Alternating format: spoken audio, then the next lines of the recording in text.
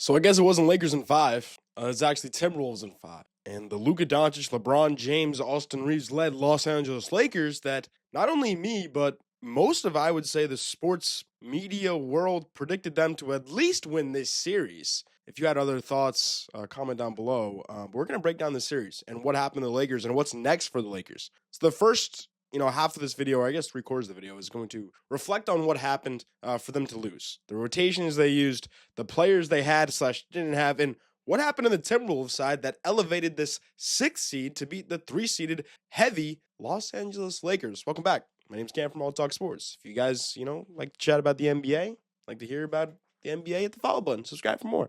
But let's break it down.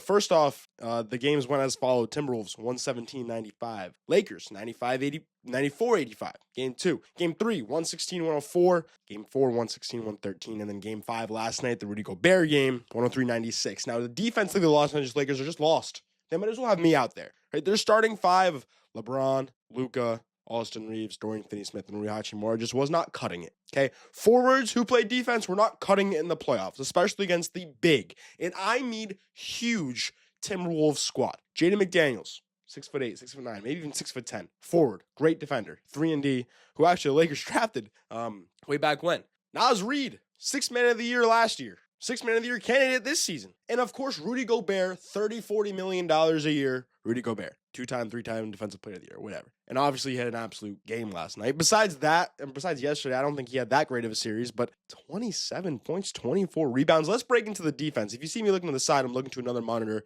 which has this graphic that's about to pop up. In the series against the Minnesota Timberwolves, Luka Doncic has gotten blown by on 65% of all drives he's defended. That is the 3rd worst defensive rating out of any playoff team this postseason. The Lakers. Abysmal. I don't care if Luka's dropped 40 points a game or LeBron, or both of them have near damn triple doubles. You can't get it done on the defensive side. You're not going to win basketball games. And that's been a proven fact. I don't care who you surround him with, unless you have a big man, right? Like an Anthony Davis, Daniel Gafford, Derek Lively. That's why these teams were so successful. I mean, you got swept last season or the year before, whatever. I can't get it through my head, but I think he's like won 2 playoff games out of his last 20 or something like that, which is insane. Your GOAT, my GOAT, LeBron James. But yeah, that's a tough stat to go over in my head. But again, when you don't have a big man, it's hard to stop these big rosters, big lineups. So not only was Luka Doncic playing like a cone on defense, literally a traffic cone out there, couldn't stop a single damn thing, but in the 4th quarter, the Lakers were one of the worst teams of all time. Just 16.9% of the Lakers' points in the Timberwolves series came in the 4th quarter. That's the lowest percentage by any team in the playoff series in an NBA history. Let that sink in. That is the lowest percentage out of any team in playoff series history in the whole NBA. They just could not score in the 4th quarter. They were getting clamped up. They were getting nervous. I mean, look at these point totals. In today's NBA, I know it's the playoffs. 95 game 1, 94 in game 2, that was a win. 104 in game 3, 113 was their high, game 4, and then 96 last night in a game 5 loss. I don't know what to say. I'm a little speechless. I didn't think I'm on the East Coast. I wasn't staying up to watch this game. I watched the highlights, but they scored 14 points last night in the 4th quarter. The game before that, they only scored 19 points in the 4th quarter. And then they scored 20, 13, and 17. That's just not going to cut it in the 4th. Not against Anthony Edwards and this Minnesota Timberwolves team. And not only Anthony Edwards, but let's talk about an absolute baller that's been balling in the NBA playoffs. And people kind of wrote him off, especially because he got traded this offseason. And they were like, oh, this guy got traded. He's not going to do as much as a Karl-Anthony Towns. Obviously, Karl-Anthony Towns is an Eastern All-Star starter. But Julius Randle, can we give the man some flowers? Julius Randle this postseason, look at the numbers. 23 points, 25 points, 22 points, 27 points, 16, 5, and 5 in a closeout game. Shout out Julius Randle. Coming over, he kind of plays a style of basketball the Timberwolves kind of have that aura around. You know what I mean? Like the young, tough, almost like the grit and grind Grizzlies, almost. But then they got, Anthony Edwards, who just elevates their team insanely. And by the way, last night, let me pull up the graphic. Yeah, last night, the Timberwolves set a record for the most missed threes in a single playoff game with 40. They missed 40 three-pointers last night, and they still won. Not only did they win, but they sent the Lakers packing to Cancun. 80s in Cancun right now. Seeing LeBron and Luka pull up, but, wasn't this supposed to work out? wasn't that supposed to be like and I understand the Luka trade was for the future. And I don't want to keep going back to the Luka trade, but it's just such a big part of this offseason. It's such a big part of this narrative for this series.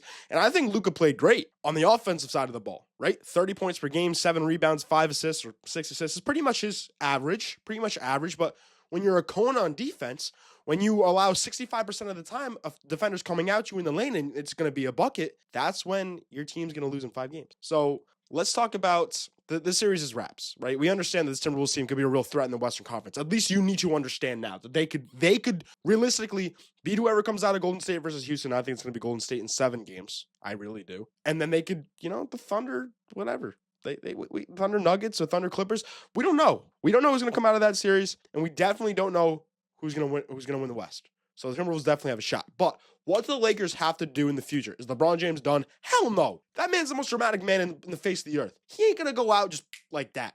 He's still got buckets left in him. He's still the top 15, 20 player in the NBA. He's going to go want to play with Luka Doncic at least one more season and with, Bronny one more season. They got to make some moves this offseason. And I understand they make moves to the Los Angeles Lakers. A, everybody wants to play with them. B, Rob Pelinka just got extended. He's going to want to sign new free agents or bring in an offensive or defensive-minded center, sorry. And, I can see Robert Williams maybe making his way over there. Even like a Daniel Gafford calling up Nico Harrison. Hey, you gave us Luka for nothing. Let's just take Daniel Gafford, second-round pick, and Gabe Vincent. Like, get him a defensive-minded center that can, somewhat bail out Luka Doncic. You know what I mean? And like, especially in the playoffs, like we saw Rudy Gobert go for 27 points and 24 rebounds last night. 27 points and 24 rebounds last night. Let that settle in. Jackson Hayes, not a single damn minute. Maxi Kleber played 5 minutes, over 2 from the field. Ain't going to cut in the playoffs. You need bigs, you need depth. My Celtics play Luke Cornett and Kristaps Porzingis almost every damn second on the court. At least one of them's out there, and if not, it's Daddy Al Horford. Pause. No, realistically, I think the Lakers need to make a move.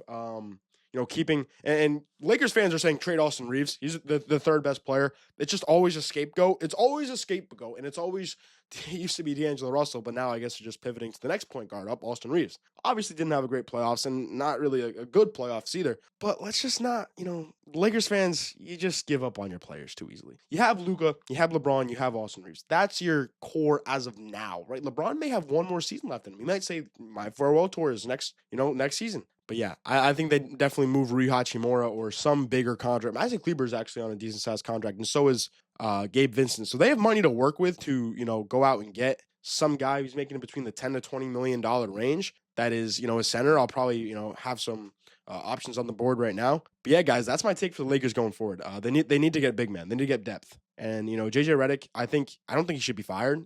First season, he was the third seed in the Western Conference, 5 games in the playoffs, booted their ass, but yeah, I think the only thing left is my Dabble entry for tonight. And here it is on the screen. If you guys want $25 for completely free, check out Dabble Fantasy down below in the description. You don't got to put a single dollar in. All these other apps and DFS apps, you got a 50% deposit bonus. So if you put in 50, you get 100. No, if you put in $0, you're going to get $25 when you use my code AllTalkSports. So here's my Dabble entry. You can actually copy it in the app. All you got to do is sign up with the link below. You'll see my entry. You just hit copy. But yeah, fellas, let me know down below. What do you guys think about the Lakers going forward and the Timberwolves? Could they win the Western Conference? Hit the subscribe button for more. Peace.